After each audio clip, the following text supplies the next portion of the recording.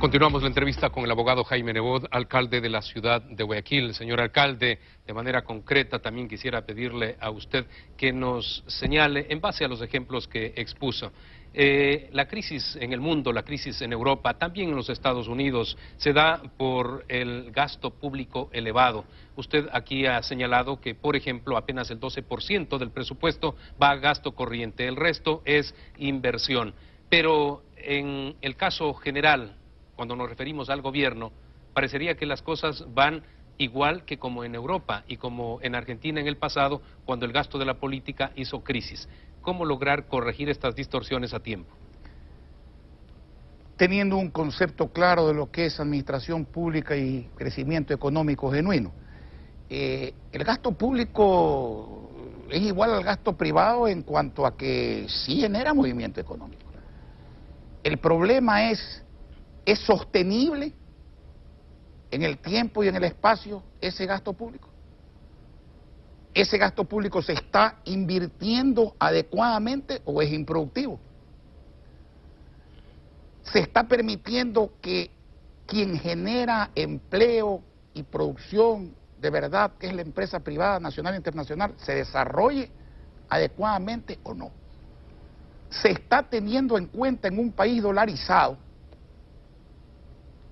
que no podemos ahuyentar el ingreso ni al capitalista nacional, ni al extranjero, ni a los organismos de crédito,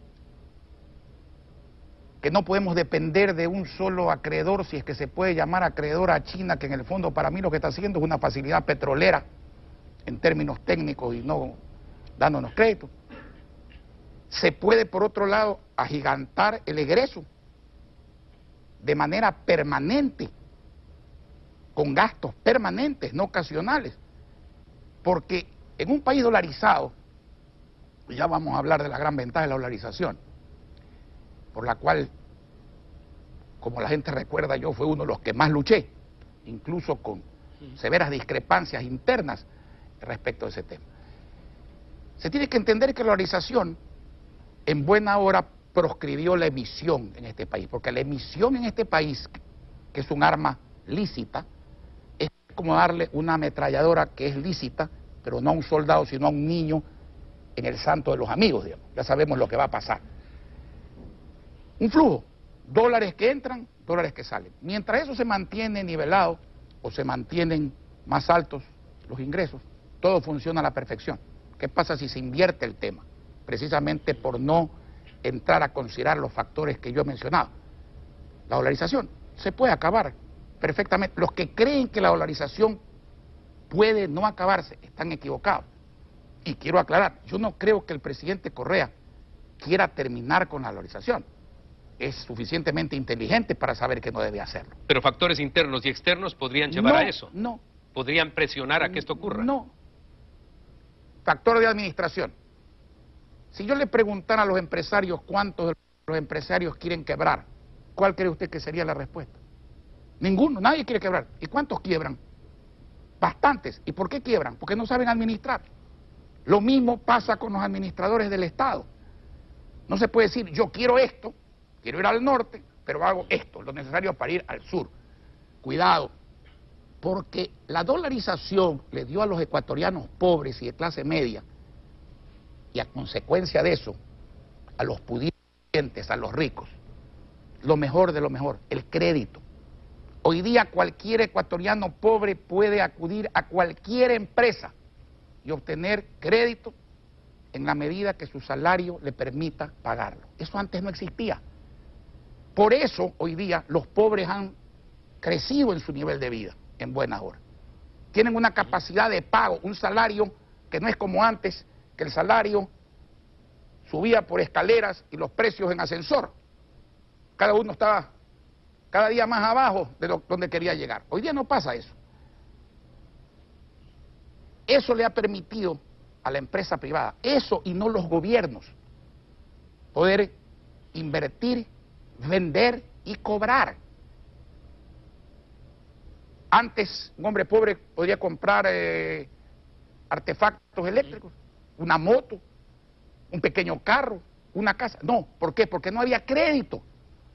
Y si ellos no podían comprar y pagar, los ricos y los empresarios no podrían ni podían vender y cobrar. Cuando eso se trastoca, viene un caos al que hay que añadirle el desempleo, porque el que ya no vende y no cobra, tampoco puede emplear y pagar salario. Ese es el grave problema que hay, y eso es lo que demanda mucha mesura, mucha cordura y mucha sapiencia para no caer precisamente en los que han caído ciertos países de Europa en moneda dura. Porque cuando usted caía en estas cosas con sucres, era casi como las quiebras de monopolio. Se arreglaban con moneda real a un costo y a un sacrificio muy grande, pero tenían arreglo. Yo me pregunto, una quiebra en dólares, ¿cómo se arregla? ¿Cuánto tiempo demora en arreglar? ¿Quién no va a sufrir? ¿En qué parte del país? ¿Y en qué clase social si eso ocurre? El llamado de atención es el mismo entonces. Usted dice, cuidado, a nadie se le ocurre y piensa que al presidente de la República actual no se le ocurre salir de la dolarización. Pero los factores estos, como por ejemplo la crisis europea, la crisis en Estados Unidos, que deja en la calle a miles de personas, y que el Ecuador, que se nutría con 3.000 millones de dólares como remesas y que también nutría a través de créditos, ya no lo hace, y para sostener la dolarización hay que tener ese tipo de ingresos, de tal forma que las dos cosas van a un mismo camino. Sí, porque si es que no se corrige a tiempo, obviamente, si es que no se cree que el precio del petróleo va a ser eterno, si es que no se cree que la minería va a llegar mañana, y ojalá llegue, porque nosotros hemos visto petróleo a $7 en el año 1985, con León Febres Cordero de presidente. Y también hemos visto petróleo a $7 en el año 98, con Maguad de presidente. Y ahora vemos un precio alto y ojalá se mantenga. Los commodities en el mundo varían drásticamente con los tiempos. Y si no, vea usted el oro y la plata. La plata hace 20 y pico de años llegó a costar $50. Después costaba $2. Ahora está en $30. El oro valía $200 después de haber costado $1.000 y pico. Hoy día vale $1.700. ¿Usted qué cree, que el oro va a llegar a $10.000? No, mi amigo, el mundo no trabaja así. Y quien quiera inventar la historia no tiene sino un gran desafío: leerla, para darse cuenta que la historia no se inventa, ni se repite necesariamente, pero enseña.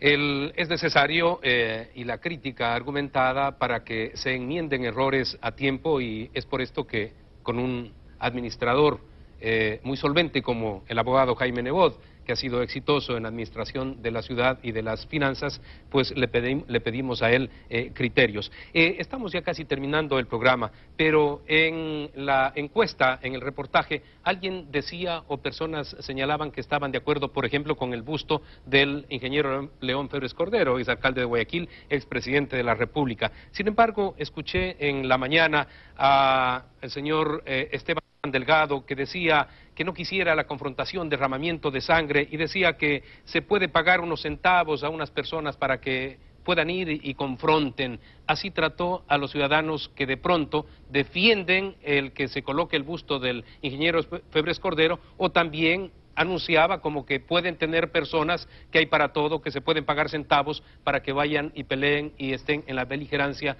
con quienes quieren reconocer al expresidente de la República y exalcalde.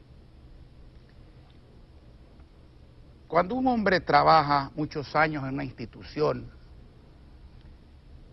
y cobra sin decir nada, como es el caso de Esteban Delgado en el municipio de Guayaquil, hay solo dos posibilidades: que todo estaba bien y por lo tanto uno es parte de aquello con orgullo y cobra, o que uno es un mercenario infiltrado allí que está siempre a la mejor paga. Con sinceridad, yo creo que se trata de lo segundo. En este caso, no le concedo más importancia. ¿Y él trabajaba para el municipio y cobraba sueldo en el municipio? Por supuesto. Por lo menos dicen que trabajaba, en el sentido de que estaba enrolado, sí, cobraba. Como no trabajaba bajo mi dependencia directa, no sé si trabajaba. Yo no lo conocía y posiblemente si hubiera sido yo, conmigo no habría trabajado nunca. Pero en todo caso,